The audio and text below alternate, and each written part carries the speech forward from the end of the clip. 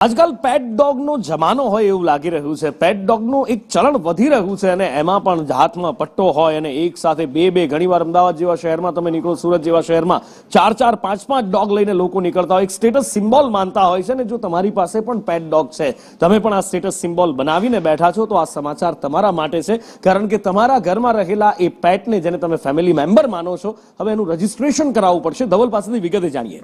જી નુપુર, આ રજીસ્ટ્રેશનની વાત એટલા માટે આવી ગઈ છે કે રાજ્યમાં કેટલા બધી જગ્યાઓથી, કેટલા બધા શહેરમાંથી કૂતરાના ઉપાડા હોવાના સમાચાર આવી રહ્યા છે, કે એટલા માટે કે સામાન્ય લોકોને પણ કરડી રહ્યા છે।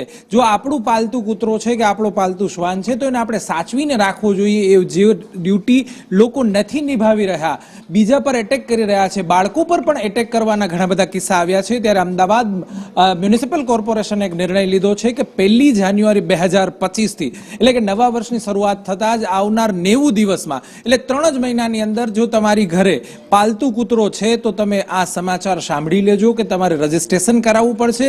એના પર એક રખડતા ઢોરની જેમ જે રજીસ્ટ્રેશન થયું છે એમ RFID પણ લાગશે અને એના વેક્સિનેશનથી લઈને એના ફૂડ સુધીની તમામ વસ્તુની કોર્પોરેશન કોઈ પણ સમયે ગમે ત્યારે તપાસ પણ કરી શકે છે।